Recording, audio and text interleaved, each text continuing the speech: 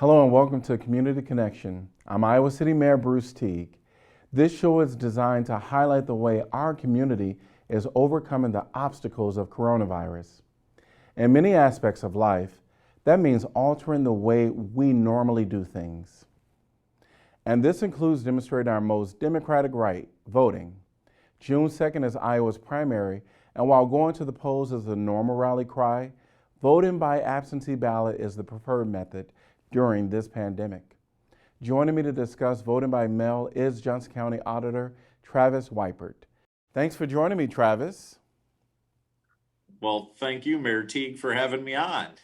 Well, I am excited to have you here, especially since today is a very important day as we begin to talk about voting and that type stuff. So kind of explain to us what we can expect with this primary and outline it briefly.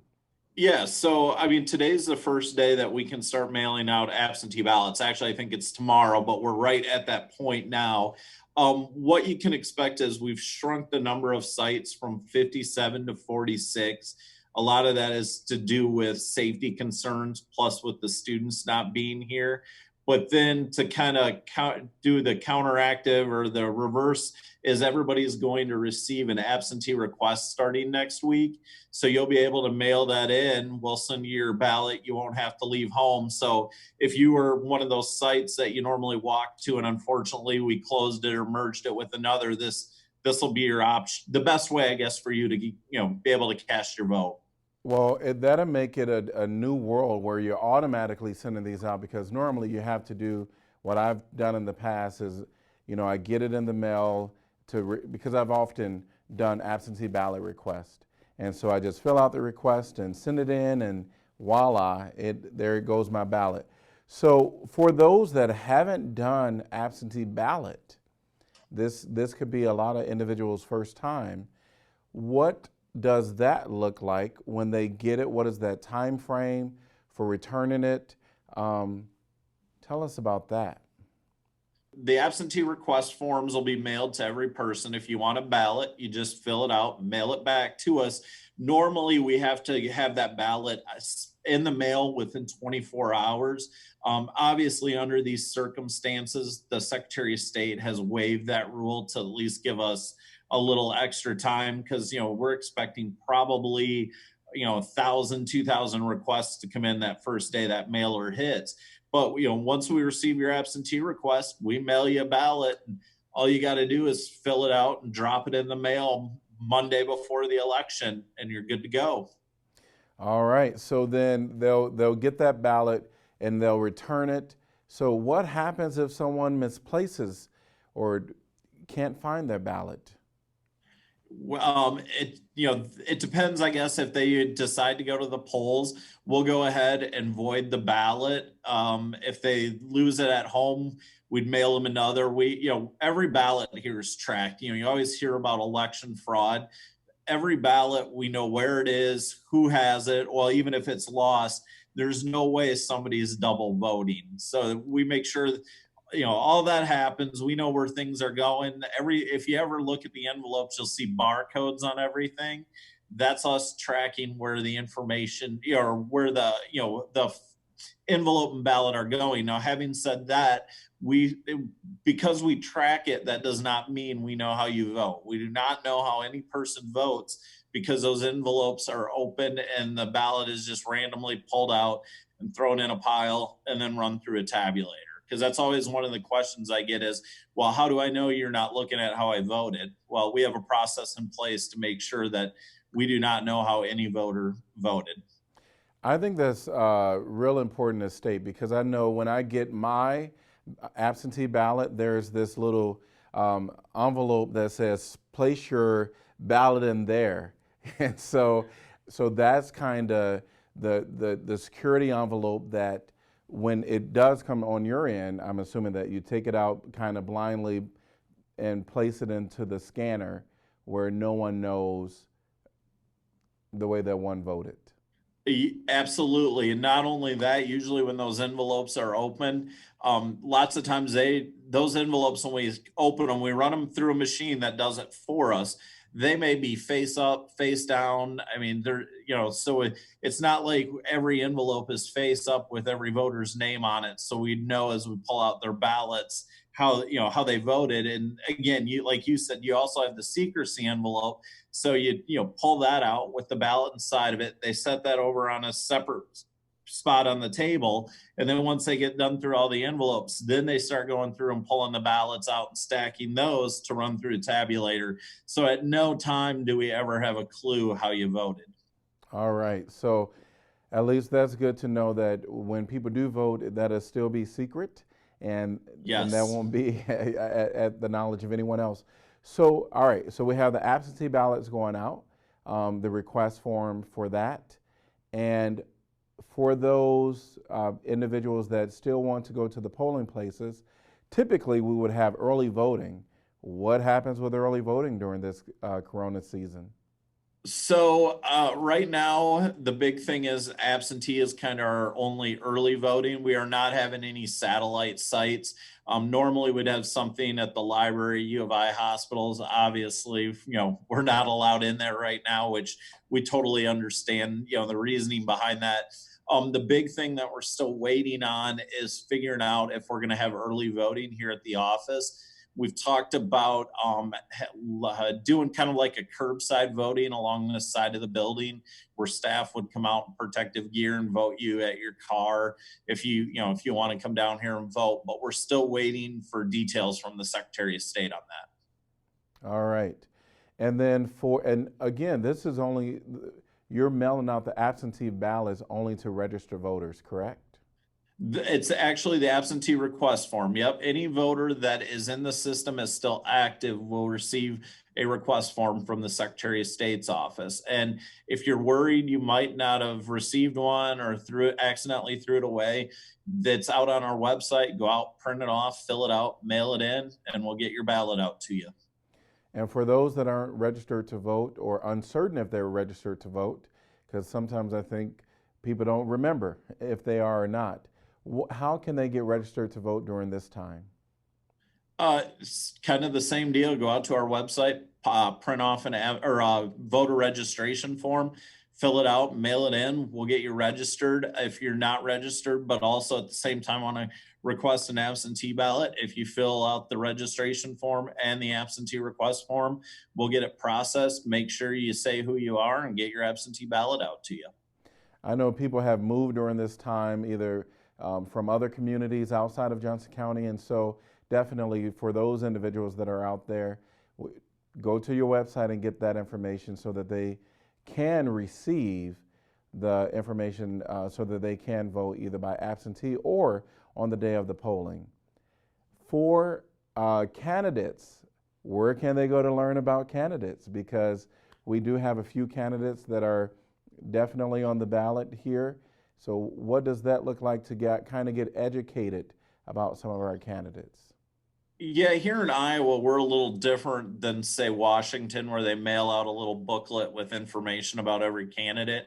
Unfortunately, here in Iowa, you can go out to our website, look and see who's running. But after that, then it's just a matter of doing a Google search and trying to find that candidate's website to get information on them. It's not something that we provide to the voters. Those are the individuals that need to get registered to vote. For the polling places, you mentioned that we went from yada number to yada number. Tell us about those exact numbers. We don't have to go through each of the sites, but that's a drastic change from what we're used to in our community. Yeah, I mean, we went from 57 sites down to 46. So far, we've been really lucky. We have poll workers that are still willing to work. One of our big concerns is the safety of the poll workers. So that's why we're really pushing this absentee voting. I don't want people not to come out to the polls. I know we always have those folks that say, I have to do it that way, I'll never vote absentee. But I'm just trying to remind people at the same time, it's not only for your safety, but it's the safety of our poll workers and the other folks in the polling sites. So if you can come in, or if you can request an absentee, that is so much better than going out and going to a precinct right now. And we have counties out there that went from 16 sites down to one. So here in Johnson County, you're still pretty lucky seeing us with 46 precincts that'll be open. Yeah, so the workers, I think that's very important. What can we say to individuals that are coming to the sites? What would be some of the recommended requests? We know that mask may not protect another individual, but it at least, in theory, contain anyone's who may be COVID-19 positive. So maybe wearing masks when they're going to the polling places. We know that a lot of the volunteers historically has been 60 and older, just teenagers, right? That are there at the polling places. I think that expertise of them still being at the polling places is important as well. So what are some of the steps that you're going to take for the safety of those that are volunteering? What does that look like? So we have already ordered plastic face shields for every worker. We have over almost 300 of those in storage now. We were able to get those just recently. On top of that, our workers will have their surgical mask on, and then we'll provide hand sanitizer. Each polling site's going to have a bottle of disinfectant spray. So at any point, they can spray the tables down. If you do decide to come out and vote, probably the coolest thing is when you're done voting, you get to keep your pen. Okay. So instead of us washing all those pens, the Secretary of State's office has provided us money to just buy pens that people can walk out with. So normally we're always like, don't walk out with the pen. We only have so many. Well, this time we're going to be like, no, take the pen with you, please. Yes. Well, I'm happy to know about that safety measures that's being put in place and the free pen, right? Our Yes. tax dollars coming back to us in another form. All right, so I'm a voter. I come into the polling place. I'm masked up, and I'm going to have on my gloves as well. And so I go, and what documents do I need to hand over or to show in order for me to vote? If you are already registered, you'll just need to provide us with your ID, whether that's a driver's license, non-operator ID. If you don't have either one of those, you should have received a PIN card from the Secretary of State's office. There's very few people that have those PIN cards. Now, if you aren't registered and show up on election day, you'll need to have an ID along and also proof of residency, whether that's a bank statement, lease, any of those things. You can pull it up on your phone to show our poll workers. The best advice I can give to people is to check your registration now and be registered before you arrive, because we want people to vote, but at the same time, we don't want people hanging around our precincts and our polling sites with everything that's happening. And you start looking at what happens if one person comes in who's infected and there's 15 other people standing around waiting to vote. It's just not going to be a good scenario as that virus gets passed around. Yeah, there's always concerns about, even the greatest safety measures that are put into place that could still be the case. But once again, I think what I encourage people to do is do what they can control, and that is wearing a mask, staying 6 feet away from anyone else. And because I really do believe that will help decrease the risk. And we can't control how it all plays out, but what we can control are those things that I just mentioned. And so I would encourage everybody out there to kind of do that. Yeah, and one of the things too, even if you're showing up wearing gloves, if you have hand sanitizer in your car, wash your hands before you put your gloves on. I mean, just every little thing you can think of helps Yeah, us out and protects our poll workers. absolutely. So, all right, we're talking about the primaries now, but what is your have you been thinking about what happens with the general election in November? I mean, because the COVID-19, of course, we hope that our country is vibrant and back to the way things were, that I use that term lightly, back to the way things were, because I think we'll have a new way of how we live, and no one really knows what that looks like now. But have you been given some thought as to what the general election will look like, and what are some of the plans for that? No, nothing keeps us up at night, not even the general election yet. No, Okay. we have absolutely 100% been planning. The Secretary of State has said that all voters may just end up having a ballot mailed to them. That's not off the table yet. So, as we're buying medical supplies for our poll workers, we're buying those supplies, or, working through our supply chains to make sure we have enough come November. So yeah, absolutely. We're all that's on the table already, when it comes to planning sites, working with the school district. We've offered to, I guess, disinfect some of our sites when we leave, just to make sure everybody feels safe, maybe going back into that school. So yeah, I mean, we've almost every scenario you can think of has been discussed already in our office for November. And now it's just kind of, I hate always saying the term waiting game, but it is kind of a waiting game until we know what this virus has done, where we're at. We could 2 months from now, everything be back open and people wanting to get out and do what they normally do. But I also think, and you made an excellent point that has been discussed here multiple times in the office, I do think this is going to change voting for the future. I think you're going to see us move quicker or faster to the model that, like, the state of Washington uses, or even the city of Denver, where every voter just gets a ballot mailed to them every election. There's no precincts, none of that. And I think when this is all said and done, you're going to see us move towards that. When you start looking at just the costs, and then, as you mentioned, when poll workers are over 60 years old, and you have a virus going around, or you don't know what else, there's just no reason we don't look to just do all mail voting in the future. With these uncertain times, I think what our future looks like, we're going to learn from this that we're experiencing now. And I think some of the opportunities that will be presented, there's going to be some hard choices to make. One thing I will say is, for a lot of individuals, you mentioned this, the feeling that they have when they go into the polling place, it's an experience, right? It's a part of the experience of your civil liberties and your right to go and vote. And so I think it's, how do we express those civil liberties in a new way, is what we're going to have to be looking towards in the future. And so hats off to you and your team for all that you all are doing. I'm excited to hear that at least we're still having the opportunity to have voting within our community.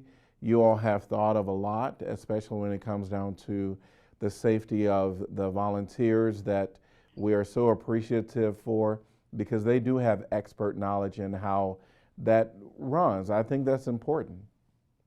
Yeah, and as you kind of mentioned about us going through the planning stages, one thing folks will not realize until I tell them this: we've had conference calls already with our emergency management director, public health, ambulance, all those folks, about supplies, things we should be worried about. So, all those little things are happening behind the scenes that folks are probably never going to see or hear about unless they watch this video. But yeah, I mean, we have to be prepared for everything. You make a great point about this, this is your civil duty to your country, get out and vote. So we have to make sure it happens no matter the circumstances. Well, I'm so happy that people have the right to vote and will have that ability. The other thing that I want to stress to those that are watching is, do get educated about the candidates out there. This has been a different realm for them as well, because typically they'll have opportunities to speak to large groups of people, and they're not having that opportunity right now, except through social media, if they're taking advantage of that. And so there are ways for people to educate themselves. I was on your website earlier and I saw the candidates, and of course I did linked on another internet just to kind of look at their platform. Some people have videos out there, and I think it's important that we kind of educate ourselves, because we're being slighted in that way as a community from the norm. Yeah, it's just weird to not have candidates out door knocking. I mean, that's just something that has always been one of those things, even leading up to the caucuses, if the candidates, staffers could still be out there door knocking.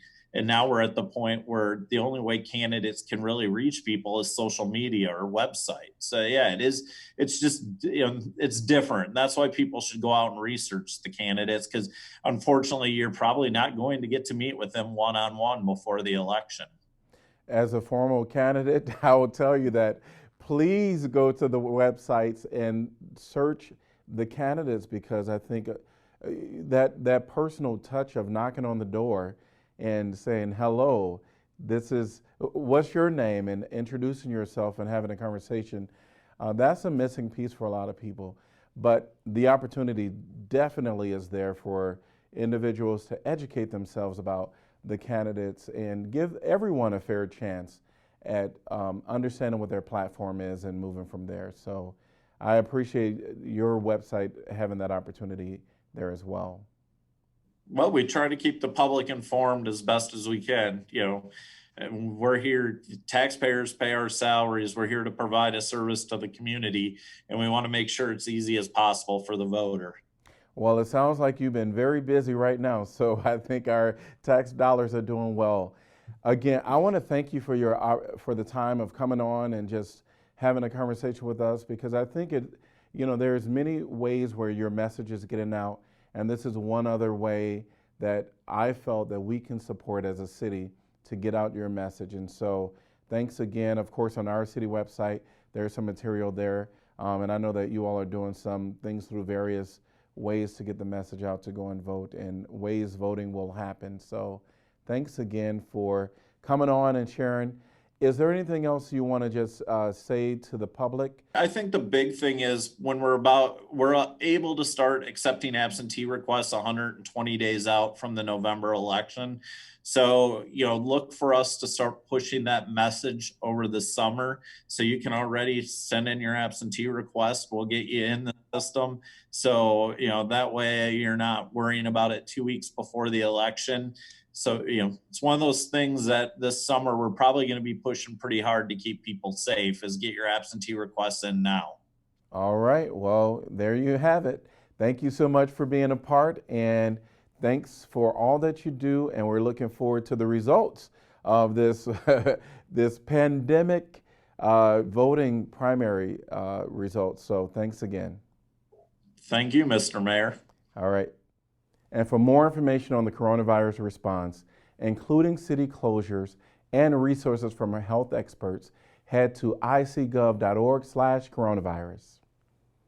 I'll be back again soon with another Community Connection. Remember, we're all in this together. Be safe, Iowa City.